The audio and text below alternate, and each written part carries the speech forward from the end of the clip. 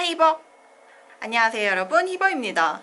우리나라 말에는 일제시대의 잔재로 아직도 말 속에 남아있는 일본어의 흔적들이 있는데요. 오늘은 이것에 대해 알아보도록 하겠습니다. 먼저 땡깡입니다.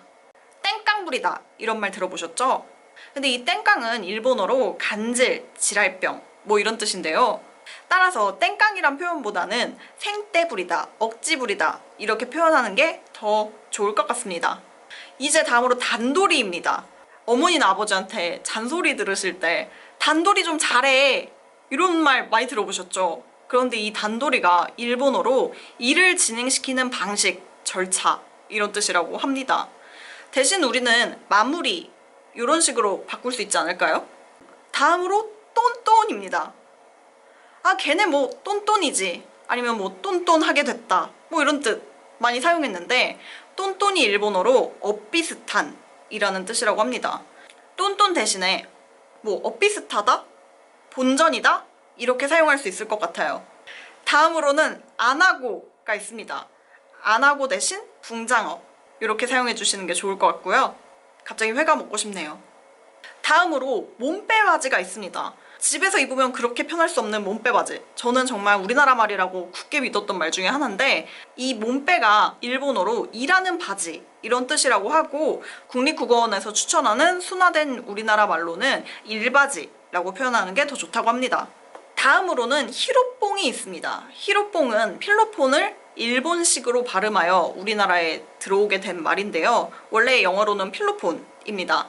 그런데 이 히로뽕이라는 단어에서 뽕 맞다, 뽕에 취하다 뭐 이런 식으로 단어가 파생되어서 나라 국자에 뽕자가 붙어 국뽕이라는 단어도 있지요. 이제 또 제가 엄청 충격을 받았던 말인데 요이땅이 있습니다. 자, 요이땅 하는 거야? 라는 표현 많이 들어봤는데 이 요이땅이 우리나라 말로 준비땅이랑 비슷한데 요이땅을 준비땅 대신에 우리나라 말처럼 사용하는 사람도 많다고 합니다. 저도 포함해서 말이죠. 그 다음으로 무대뽀가 있습니다. 이 무대뽀는 일본어로 막무가내라는 뜻이고 순화해서는 막무가내라고 쓸 수 있겠죠.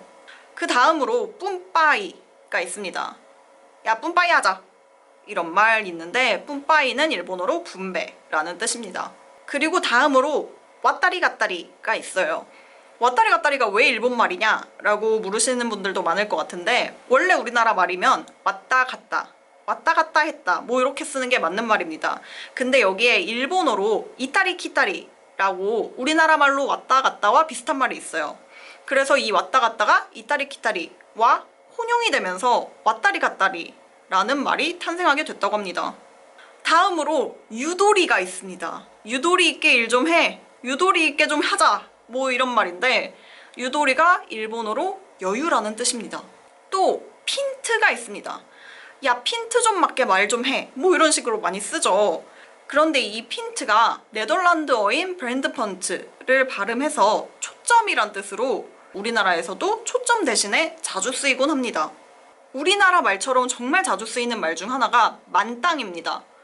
주유소에서 만땅으로 좀 채워주세요 이런 말 많이 쓰죠. 이 만땅이 찰만자에 탱크를 땅크 뭐 이런 식으로 발음을 해서 땅크가 붙여져서 만땅 이렇게 사용된다고 합니다. 땡땡이 무늬도 있습니다. 땡땡이 무늬 옷 디자인으로 되게 많이 쓰는 말인데 물방울 무늬죠. 이 땡땡이 일본어로 점점 텐텐이 넘어온 말이라고 합니다. 그리고 마이도 있습니다. 학교에서 마이 되게 많이 입어보셨죠? 이 마이도 일본어로 마이, 우돗이라는 뜻이 전해져서 자주 사용되는 말이고 우리는 우돗이라고 순화해서 표현할 수 있겠습니다. 그리고 짬뽕이 있습니다. 짬뽕 또한 우리나라에서 조금 변형된 음식인데 용어를 그대로 짬뽕이라고 쓰면서 전혀 어색함 없이 쓰여지고 있습니다.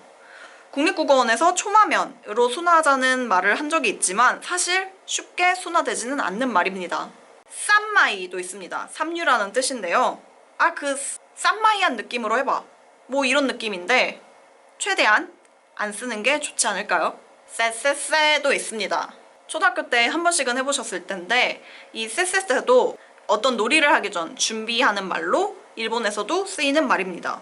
삐까 본 적도 있습니다. 삐까가 일본어로 빛나는, 삐까삐까하다, 피카츄 뭐 이런 단어인데요. 거기에 우리나라 말인 번쩍이 붙어서 사용되고 있는 언어입니다. 그리고 다음으로 나가리도 있습니다. 나가리, 나가리 되다 뭐 이런 뜻 있죠. 나가리 시켜 이런 말도 있고, 이 나가리가 일본어로 흘러가다 라는 뜻으로 우리나라에서 쓰이는 말이 어떻게 파생되었는지 예측해 볼 수 있습니다. 앵꼬 났다 라는 표현도 들어보셨을 텐데, 앵꼬가 일본어로 움직이지 못하다, 고장나서 움직이지 못하다 이런 식으로 쓰인다고 합니다. 곤색은 콘이라는 단어에 색이 붙은 건데, 진남색, 감색이라는 우리말이 있고요. 소라색도 비슷한 용어로 있습니다. 소라, 하늘에 색이 붙어서 우리나라 말로 하늘색.